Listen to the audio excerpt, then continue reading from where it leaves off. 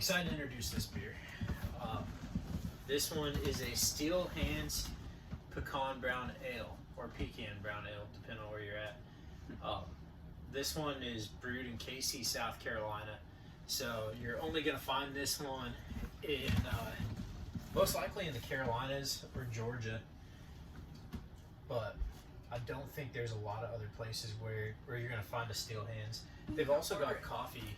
Yeah, I'm sure you could order it, come in the mail. They've also got a coffee beer, an espresso beer that I like pretty well. But this pecan ale, man, it's like comes second when it comes to seasonal beers. It comes second only to the New Belgium Pumpkin, which is their fall. Does it taste like pumpkin? Pumpkin beer.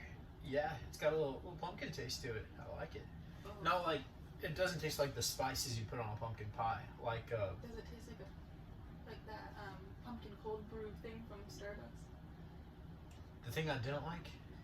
No. Oh, the thing I did like. No, that one I liked because it tastes like the spices from a pumpkin pie.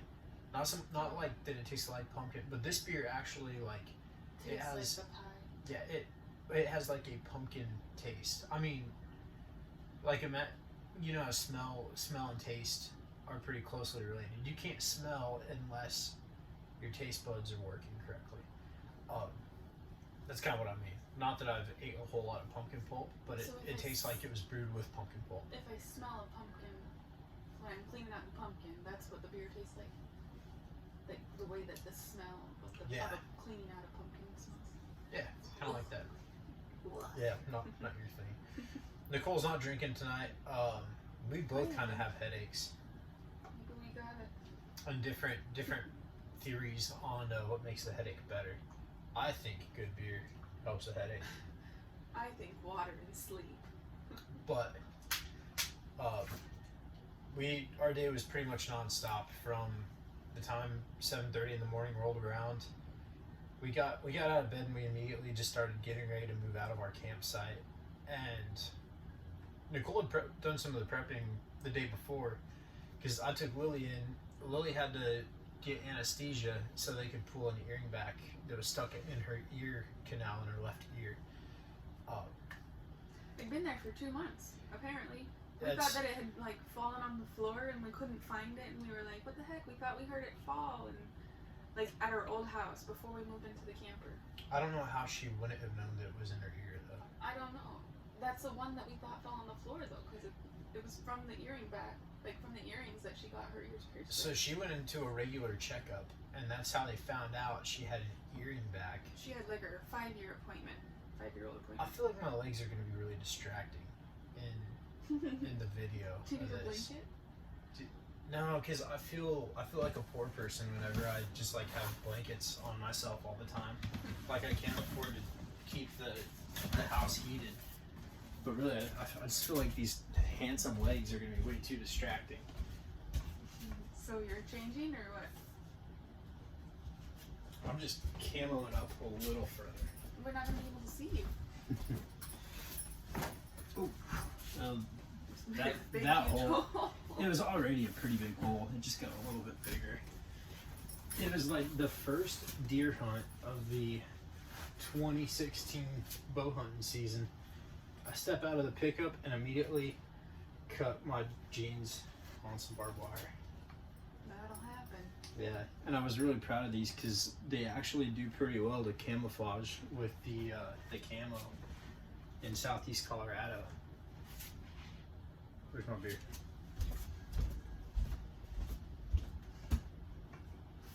Did you put it down on the ground? Yeah, I did. So she went to a 5-year appointment. Yeah, 5-year appointment. They noticed this thing's stuck in her ear.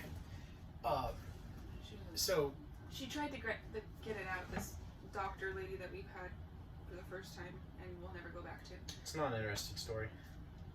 Well, no, I could see the earring back in Lily's ear when she was like, and then she tried to get it out and she couldn't get it out, so she like made her an appointment for a civilian place, and that civilian place had like the special tools and a microscope or something, right? And this was while Nicole's mom was in town, so she could spend time with her mom. I took Lily to the appointment with the civilian ear, nose, and throat doctor, and he tried with Lily just sitting there in the chair to pull it out, and it was hurting her. It might have I think it got lodged a little deeper into her ear canal. It definitely did, because I could see it the morning before she went. I could still see the back of it, like the whole part. And when she came back, I couldn't see it at all. Yeah. So he tried a few times, and she was a trooper through it, but he said that she gave him more tries than most kids normally do, and that it was going to be best just to do this in the OR and put her under. So I took her to that appointment with anesthesia because I was about the same age whenever I was put under to have tubes put in my ears, and then Your adenoids were removed at that time. that was after that. Oh. Yeah, that's why I was so chill through getting my adenoids removed, because I'd already Been here, done that. yeah, I knew what to expect. And Lily was a trooper. I kind of prepped her for the whole thing by just telling her, hey, they're going to put a mask on you. It's going to smell kind of funny, and you're going to count as high as you can, but you're going to get sleepy. And I just, you make it nothing to be afraid of. I kind of hyped it up. I was like, they're going to see how good you can count. You got to practice your counting. And so we would get her to count whenever she was interested in playing along. But she was pretty chill through the whole thing. They, when she got changed into her hospital gown, they brought her a warm blanket, and she was pumped about that. So she's all like snuggled up in this blanket watching cartoons right before she goes into the OR. And that was like, when there's a screen in front of her, she's not thinking about anything else. So that actually worked out okay, even though I hate the way she zones out with a screen in front of her. But they wheel her back to the OR, and she's a little quiet, a little timid, but not scared by any means. And she's gone for a little while. Dr. Osif comes back with the earring back that they pulled out. He said, hey, everything went well. He said, here's this, we got it out, no problem, and she'll be awake here in a little bit. And so after that, I was just kind of waiting. Like, I was like, all right, well, I know they're done with that. I'm just waiting for somebody to let me know that, hey, I can go talk to my daughter now. But then one of the nurses comes over, says, hey, everything went real well. It's just kind of cool. Like, another dude from the OR comes over and he says, thank you for your service. So somehow he knew that I was Army. And then finally another nurse comes back and says, okay, Phil, come with me. And I was like, hey, how'd she do when she woke up? Because they say it's normal. Boys will usually fight, girls will cry. And so I was kind of ready to console my crying daughter. She was, yep, she woke up and she's totally good. And Lily's just awake, and she's there, and she's chipper and real talkative, and kind of like laughing about how they put the mask on, but she didn't count, and then she just fell asleep. And then when she was waking up, they were moving her, and it was just like nothing out of the usual. It didn't scare her or anything. Yeah, that was kind of cool. So that's what. Yeah, yesterday consisted of that, and then after. On my way back to the camper, I was like, well, I ought to take her out for breakfast. So then I took her out to Eggs Up Grill, and we ate breakfast together and did a word search. And she had lemonade. Yeah, she told you that? Yeah. She had a usually lemonade. get water, so she was really excited about lemonade. Oh, that's cool. So we did that, and then I took her to the mall, and we got her a new pair of boots. And not because she had surgery, because she was outgrowing because she outgrew her cowgirl boots, and I wanted her to have some before we go back to Colorado. But I was definitely milking the opportunity to just have some daddy-daughter time, and that was fun.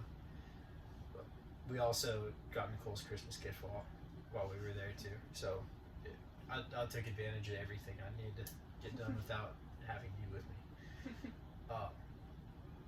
Came back and then not long after that, load everyone up. Tried to go into town to get Lily's prescription for antibiotics, but At the military hospital, and never go any or doctor's office, whatever. I'm never doing that again. So anyway, yesterday was All was about pretty. Lily's ear. Yesterday was all about Lily's ear, and then Nicole, while I was gone, Nicole got a lot of the stuff for moving taken care of. She cleaned off the slides, because you'll get leaves and like pine needles and stuff will accumulate on top, and you don't want to have branches and stuff like that because it can damage your slides if you are bringing these back in, and there's the things seals and obstructing whatnot. it. Yeah, so that's one thing that we're pretty like when I'm bringing the slides in, I'm constantly checking to make sure nothing like fell down inside of the slides where I'm gonna mess up Any of that. the mechanism or anything, because that like this is our home. It's Kind of. if something needs repaired, I'm worried about it. if something needs repaired, then that's your house that has to get worked on. This is good beer, man. Anyway, I might have a couple during this podcast. you have another. Oh, I'm getting a call from Billy right now, but We'll have to call him back. I'll have to get back to him. I It's might only 6:53, send him a text message. so yeah, he'll still be awake. Yeah, recording a podcast. Call you in a bit. Gotta fill the airtime with something. Did it stop recording? It did. Oh no. Alright. Well, I gotta save that. Can you merge them together? Yeah, the same. So I'll do the same thing that I did with your mom's. Yeah, not yet. Tools, record. And we're back. This is Join My Pyramid Scheme. Had to send a text message. Didn't know it was going to stop the recording on the Anchor app. For those of you who stuck with us through YouTube, thanks. Here we are. Yeah, don't know if this wasn't Yvonne and putting my you mom. to sleep already. Yes, for Yvonne and Donna. Thanks for sticking with us. We're back now. And here on Join My Pyramid Scheme, we were discussing. Yesterday I was putting everything away, and then today Yeah. we woke up and tried to go pick up the prescription for Lily's ear. Well, yeah. This morning we did the last like final steps in getting everything set to move out, and everything. It actually turned out to be way easier to get out of our campsite than we thought it was going to be, because There was a lot of trees. we had trees on both sides of our campsite back at Broad River, and then but- like a creek. but the campsite right behind us, the guy who stays in that one, his name is Ron, and honestly, he's away from his camper more days than he's in it. We just backed into his campsite far enough that we were able to take a turn right out of his site and go down the road to get out of there. It was So- really easy. Know your rig. That's my advice to anyone who wants to start pulling a camper full time, with pulling trailers in general. But yeah, know your rig. Have a reliable navigator / ground guide who can FaceTime you while you're backing out of campsites or moving into campsites. But Or a camera. If we could put a camera on the back, that'd be pretty neat. yeah, this is equipped so we can put a backup cam on it. I wouldn't mind doing that. Oh yeah, I charged your laptop so that way you could be Jamie if we need you to. Was it charged enough? Might be by now. So we got pulled out of the campsite and went and stopped at Fort Jackson for a little bit. I just parked the camper right at the playground there, and I let the kids play while Nicole took care of getting some Christmas gifts for the family arranged, and also I got a gas cap. trying to get Lily's prescription filled again. But oh yeah, you also bought a gas cap and some burritos, and I do other a lot when things I on the without PX. kids. When I don't have kids. Yeah, she's surprisingly like way like more productive without kids than what I am on a normal day. I can usually talk myself out of like 3 out of 5 errands that I've got to do in the day. But Well, or you talk to the people. yeah, or I And just end up talking to people in I'm like, general okay, in well, my bye, bye, time. bye. Yeah,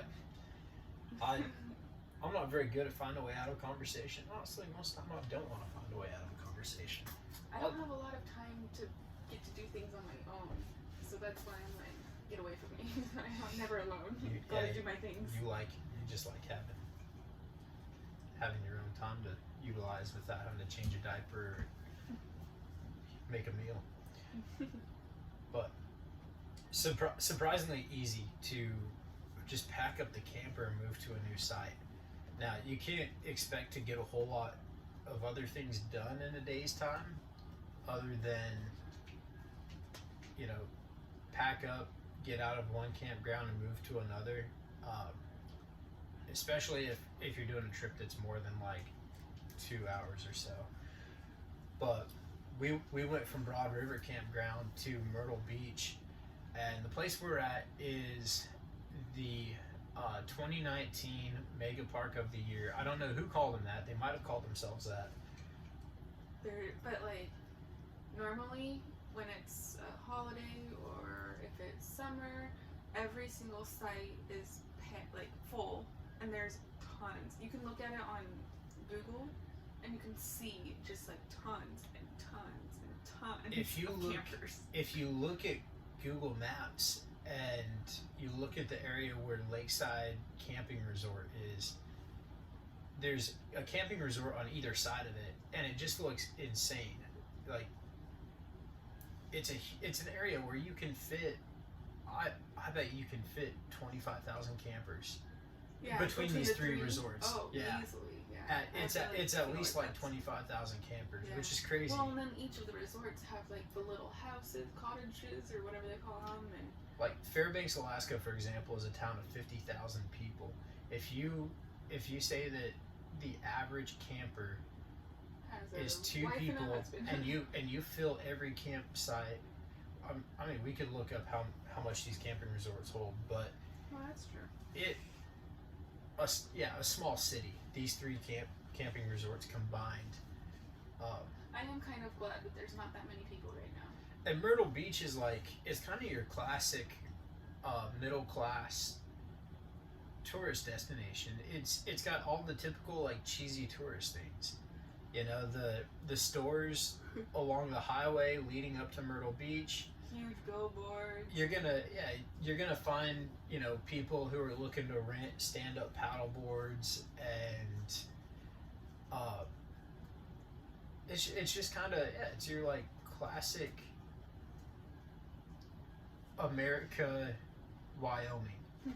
Oh, Little America. Oh, yeah, it's like Little America, Wyoming. It's kind of the same. There's the same cheesy gimmicks. There's a place called Pirates, and it's a dinner and a movie, and we're pretty sure it's South Carolina's Casa Bonita. Yeah, like. And Pretty everyone rags on Casa Bonita, but you have to go once. The food's not great. The high school kids that work there, aside from the actors, are all pretty unenthusiastic about being at Casa Bonita. But there's something kind of like cute and cheesy about it. You gotta go once. Myrtle Beach, I don't like the sand too much. Too much shell in the sand. But the whole town, open container, is legal. Kind of like Savannah, Georgia. Like now Savannah is much classier. Yeah. Savannah is like your you know, upper middle class. Like, imagine a town that's, you know, full of dentists and lawyers. Like, that's kind of what Savannah is like. Myrtle Beach, that's where, you know, the dude who manages his construction crew goes with his family. Or, you know, the guy who's running a custom cutting operation. That's kind of how I see Myrtle Beach. It's just kind of like your middle class. Middle of the middle this camp resort now offers 1,300 campsites, 1,100 vacation homes, and over 100 vacation rentals. So my number might have been way off. I said like 25,000 camping sites between the three. Oh, stop, 1,000. I thought you meant 100. 2,500. Yeah, I might have thrown a pretty lofty number out. 25,000 people, I think. Well, so this one, so how many? You said 1,500 camping sites, 1,300 campsites, 1,100 vacation homes, and 100 vacation rentals. So Okay. 2,500. Yeah, so here we're sitting at about spots. 2,500, like just locations. Yeah.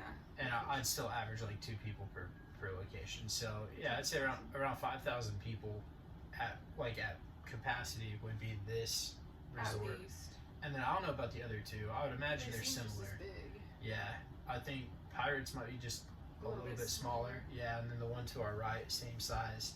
So really, we're looking at probably somewhere around 13,000. At least, because most people who are coming here in the summer are gonna have kids. Yeah. So it's. I mean, And that's the still more vacation people homes than what bigger are than a in. camper. Still more people than what are in the town of Lamar. Yeah, I'd say like 15, 17,000 people just in these 3, which is insane. That's It's a way great too place to many get people. COVID. Way too many people at one time for Yeah. me. I don't want it. I don't care about the sicknesses that are around. I just way too many people in one spot. So yeah, we came out to Myrtle. Oh yeah, so we come over here, we get everything set up at our site, kind of get settled in, and then I remember I got a call on our way down here from First Group in Washington that they want to do my interview today, and at like 5:30 p.m. our time, so 3:30 Pacific time. And I realized as I'm like finally sitting down and thinking about eating some supper that I've got an interview in the next like 10 minutes. So I get my call, I go out to the car to do my interview, and that took about it took about half an hour. I didn't run the engine because I didn't want the sound of the blower in the background of the phone. So I just sat in the car with like no heat and like talking to a battalion commander, a battalion XO, and a sergeant major. Meanwhile, I'm like wearing a ball cap and I've got my beard grown out. And you're freezing inside. Yeah, and Myrtle I'm Beach, South cold. Carolina. But I felt like things went okay until I talked to the sergeant major, and that guy was just like, "Well, I see you don't have a Ranger tab, so I'm not looking for a long answer here, an explanation. Just do you intend to go to Ranger school?" I was like, "Yeah." Just cut and dry. Yeah, like that's always been part of the plan. Even though I've had other things that I've tried to do or other things that prevent it. Yeah, I do. That was like the plan from the beginning. Yeah, like. Maybe you do need a longer answer. But what he was looking for was, are you willing to go? Like, you down to go to Ranger school? Yeah. It's Please. yeah, send me. But the rest of it, like, I don't know. I kind of just felt like from his demeanor that he already had a certain impression about me, and he wanted to know like how I used NCO channels, and I gave him my answer, and then he like basically rephrased everything but used the right language so it sounded better. He's like, "Is that kind of what you mean, sir?" I was like, "Roger, Sergeant Major." and then after that one, like the final one was, what we say here is people first, and he's like, "So I kind of want to know, like, are you a company man?" I was like, "What do you mean by company man?" He's like a yes man. I was like, "Well, no, Sergeant Major. I'm like I try to be a representative for the people around me and ensure that their time is respected, that they're respected as people." But I don't know. I got a sense from the way he was asking the questions that he already didn't like. He already had his answers. Yeah, that he thought I was a careerist, and I might have put on like my interview voice, kind of like these FFA kids that I try to steer them away from that when I'm doing it, mock interviews with them. Like, hey, try not to put on the interview voice and just like talk to me like you're just talking to another person. So I don't know. I feel like I blew it, and like On to the next one. yeah, on to the next one. Figure out. Hopefully, I get another interview and I can figure out a unit that makes me their number one, so I can make them my number one. Or maybe only this place. We don't know. This place. Yeah. Oh, First group. first group. Yeah, I think they probably wrote me off their list. So Fort Polk it is. Why are you being such a Debbie Downer? That's Geronimo not you. FSC. No, it isn't. I've been disappointed You can before, be so I just optimistic and it's okay. being optimistic isn't going to make a difference whether they choose me Being or a not. Debbie At this point. Downer is not going to make a difference either. No, it will. For me. Well, it makes a difference for me because if I don't expect them to pick me and then they say that they do, then I'm pumped. But if I'm telling myself, yeah, there's a good chance they still pick No, me. you can just be like, whatever happens, it has happened. Like, it's okay. We don't have to be like, they hate me. Don't be Will. I think I want to try being a Debbie Downer on this one. But anyway, Alright, be Debbie Downer, but not forever. Just for today. Tomorrow, you don't get to be Debbie Downer anymore. After you wake up. but how do you handle a situation when you've done everything you can do? It's no longer in your control. It's in God's hands. Then you pray. I guess There you go. You answered your own that's kind of question. what you do. You pray. And it's not your only option. I mean, Billy's calling you. Oh yeah. He knows people in 10th group. I've tried to get in touch with people in 10th group, but But you have somebody that's helping you. So, yeah, I'd like to think so. Some of these people, I don't know if they really know me though. Like they know my family. They've had some interactions with me, but who are these people? You mean Uncle? Like Billy? no, I mean the dudes in 10th group that I've talked to. One thing they know about me is that I suck at killing deer and coyotes.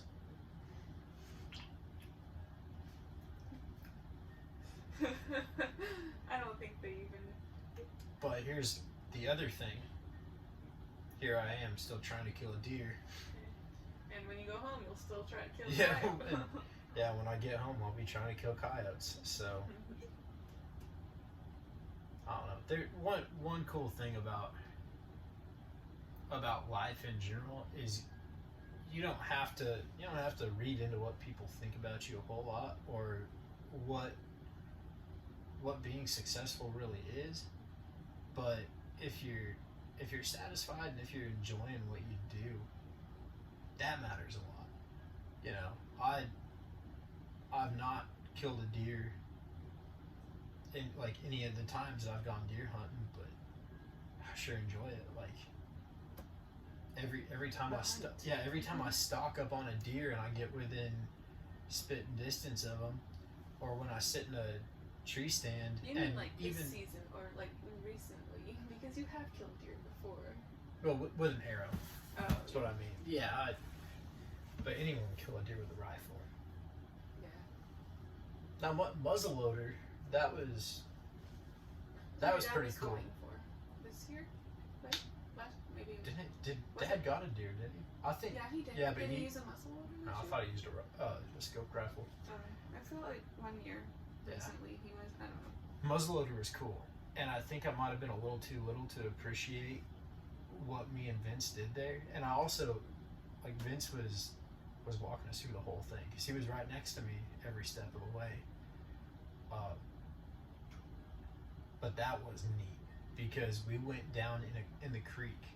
You know, we were using the terrain to our advantage, and we snuck up on a whole herd of deer. Oh, cool. Yeah, and I shot.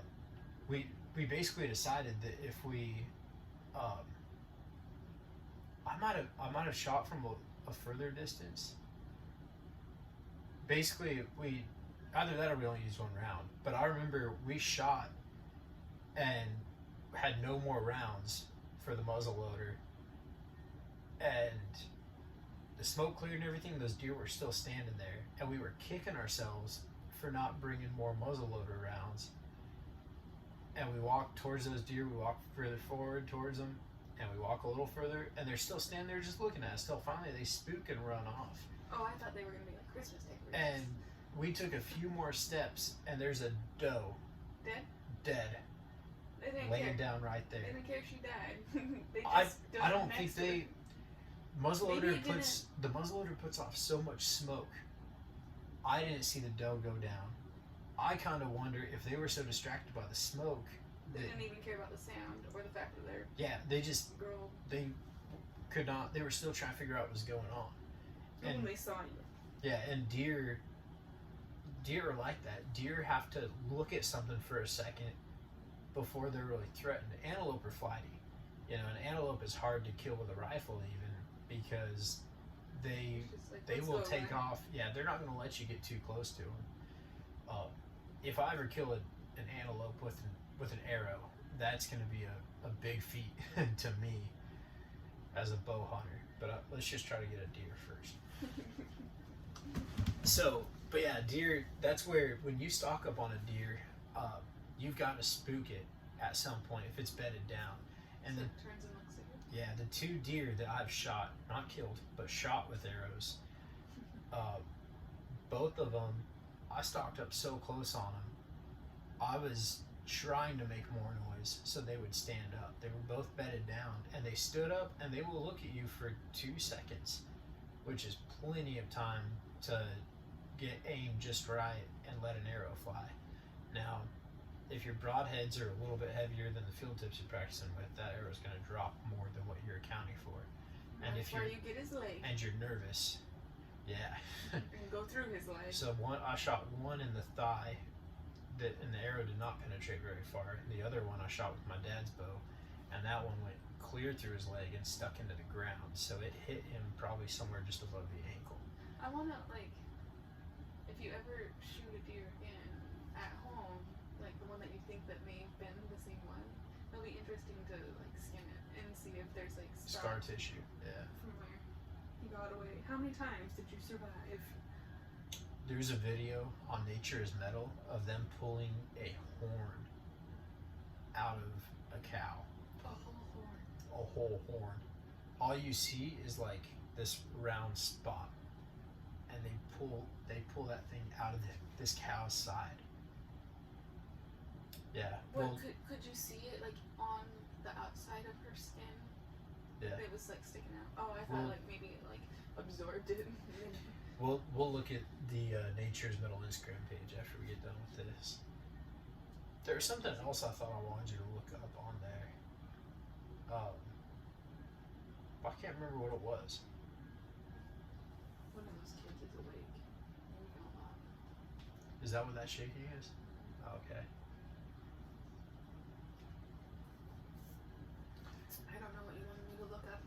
Yeah, it might come back to me, but I was thinking of a bunch of stuff that I'm like, yeah, we should talk about that on the podcast. And then when we get started with this, I find myself. Write it down. Yeah, I gotta write it down. We had Steve over, and if you haven't listened to previous episodes, Steve is the live in Broad River Campground. If you ever camp there, you need to camp on the southern end. Or is it It's the southeast. downriver? You need to camp on the end that's downriver, There you go. towards the one that's towards Columbia, away from the reservoir. You got to camp on that end, in the trees.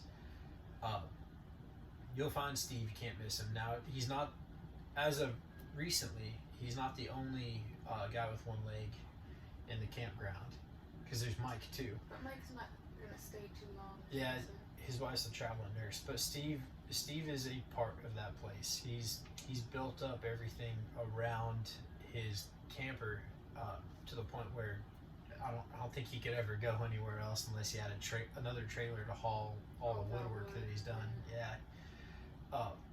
But again, there's a fire every night that it isn't raining over at his place. There's always somebody new over around the fire. Oh, I was gonna talk about the story of that lady showing up. Oh yeah. I wanted to have Steve on the podcast, and I couldn't find a good way to make it happen. Steve's kind of loud too. Yeah, and Steve is kind of loud, so it'd be tough to do that after the kids go to sleep, and the kids love him. So I couldn't find a good way to do a podcast with Steve. The sound wouldn't be right doing it around the campfire either. And besides, there's always going to be people showing up at the campfire. But that guy is awesome, dude. I wish we could have brought him on. We had him over for supper before we left the campground, and he came down, sat with us. When I first asked him come over for supper, he said, "Oh, well," he said, "I'll probably take a plate with me." I don't think he realized I wasn't just like offering him a meal. I was inviting him to come over to our camper and break bread with us and sit down, and it kind of reminded me of it was either the lesson or the epistle at church one day. It was a story about a family inviting someone over for dinner, and it's in the Bible. I'm not versatile enough to tell you where at, but what it was Father John who was giving this sermon, but what he said was it's an invitation for intimacy, and that just kind of stuck with me. Like, whenever someone's inviting you over for a meal, it's an invitation for like kind of intimate, like bonding experience, to sit down and break bread and to eat. And that's why Nick and I used to be running a campaign called the Family Table. But that's why it's so important to sit down and deliberately eat together as a family. That's why it's something of a ritual in so many traditional households, that, you know, the meal's prepared, everyone takes their seat around the table, you ask the blessing together for the food, and then everyone eats at the same time. And that's a time for it's time for discussion.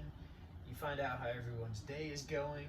It's just, you're all sitting there face to face, and yeah, you're there to consume food. But if it was that simple, there wouldn't be such a ritual about it. You know, if it was the time of the caveman. I mean, at that time they probably all like gathered around a carcass or whatever. Or a fire. Yeah, this like pig they just took off the fire, and they're just like pulling pieces of meat and sitting around, and But they're still around together, eating and talking. exactly. And imagine how you're probably seeing everyone else's faces, and everyone's happy, and they're like kind of pumped because they've got warm meat to eat, like a fresh kill. But yeah, we invited him over, and then he came over. Yeah, and he initially, when he told me, he's like he'd probably take a plate back. He said he'd already started drinking. He didn't want to kill his buzz. I was like, and I'm not normally very like, I'm getting better about being more direct with people and a little more assertive. I was like, no. I was like, Steve, you gotta sit down and eat with us. I was like, come sit down and have supper with us. I said, if you're worried about losing your buzz, I got a couple more beers for you. I said, and it was this beer actually.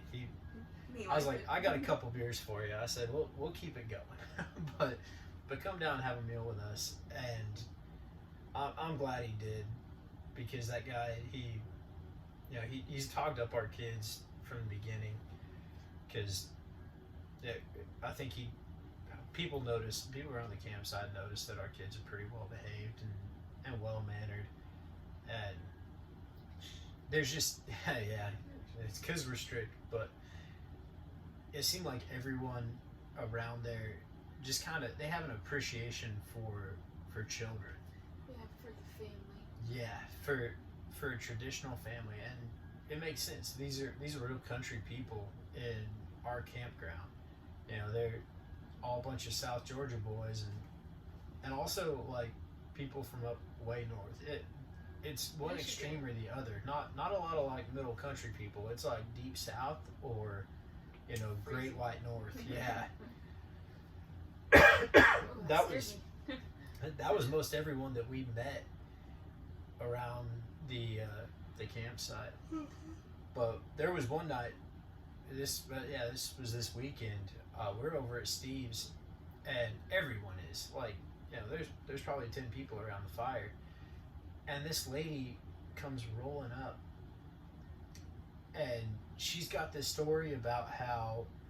I thought she said she lost her phone and was looking for it. She didn't have her phone. Yeah, she didn't have her phone. Somehow, she said her parents own a property up along the river, a ways north of there. She thought it was like 3 miles or whatever, but admitted she couldn't judge distance very well because she doesn't exercise or go on foot a whole lot. I don't know how far I walked. Yeah, she wasn't sure how far she walked, but she's in like Ugg boots and a pink, sweater. like the brand pink sweatshirt. And she comes up and she's like worried. And I could not put together exactly what was going on. We left because it was time to tuck the kids in. And when I talked to this gal, she'd been blabbering the whole time that we were gone. But I went back to the campsite just to see if she needed help or anything. And Steve's already kind of like talking trash to her, in like a good-natured way. But you could tell that he had his hands full because this gal came over and she's blabbering on, and I asked her what exactly was going on, and she starts into, well, her parents are elderly and they're in their 80s and her dad's 87 and he's crazy, and she suspects that her parents took her phone. And he's 7 years old. At this point, I'm like, oh man, like, check please. Turns out. And Steve had already made a comment to her about that time. Honey, he said, don't talk my leg off now. I only got one left. But I basically realized something wasn't right with this gal, which it was just strange all around. She's hanging out. Yeah, she's hanging out around this fire. She walked through the part of the campground where there's no trees.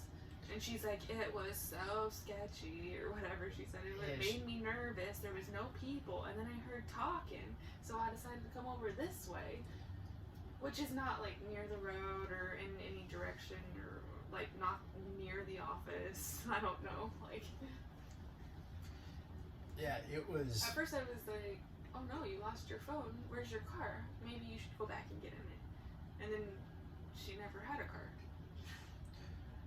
Yeah, so anyway, Steve gives her a ride, takes her home, and they get to this double wide. It's exactly like where she said it would be and everything, drops her off.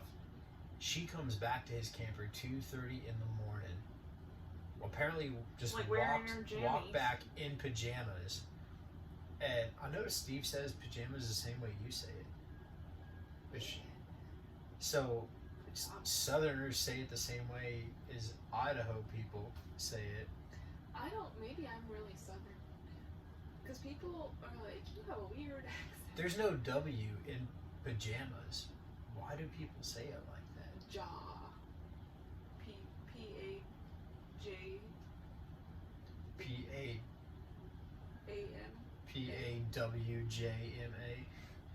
It's not spelled like that. Anyway, she came back in pajamas at 2:30 in the morning, knocked on his camper, and he just ignores it. And then all of a sudden he hears,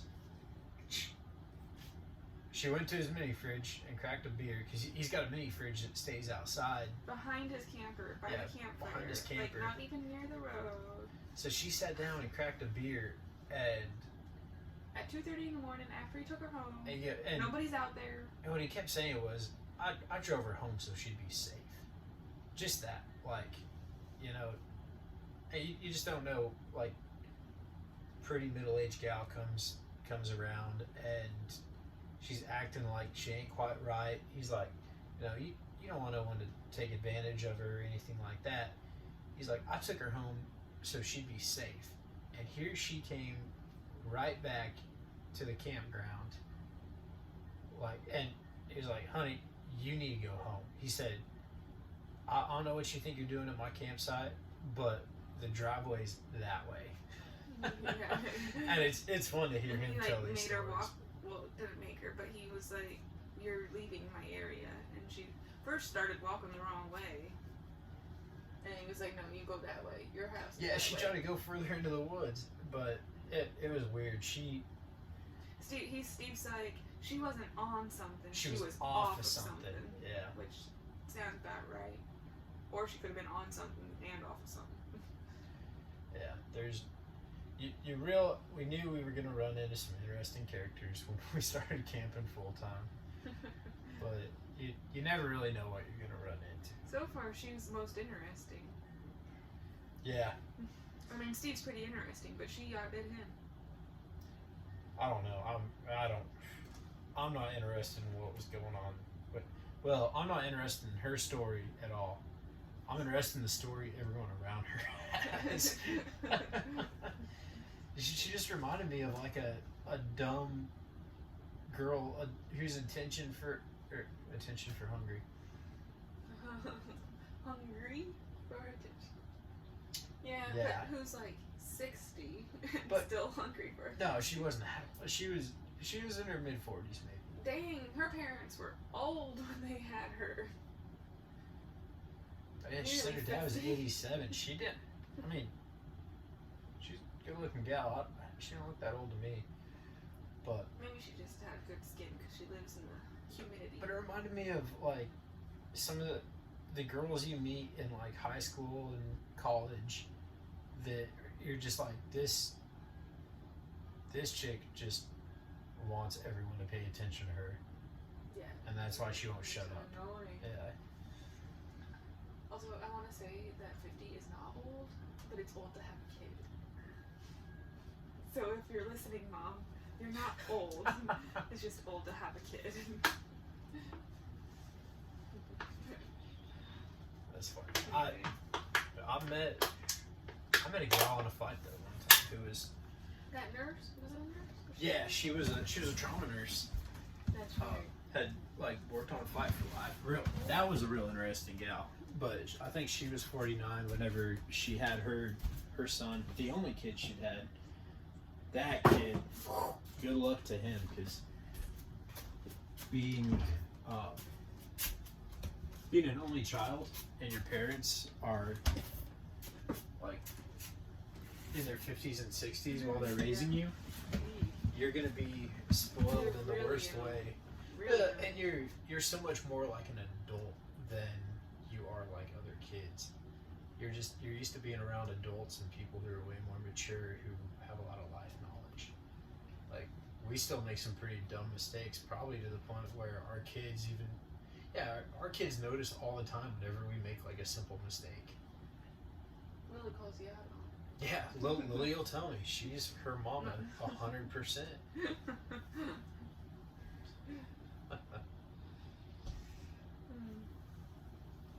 We got anything else we gotta cover? I don't know. Next week we'll be somewhere new. Yeah. So we'll be here for a week, and then we'll be at Lake Watery after this. Hopefully. We'll talk over that campsite a little bit. This campsite is Lakeside? Lakewood. Lakeview. Lakewood, Lakewood. Oh, okay.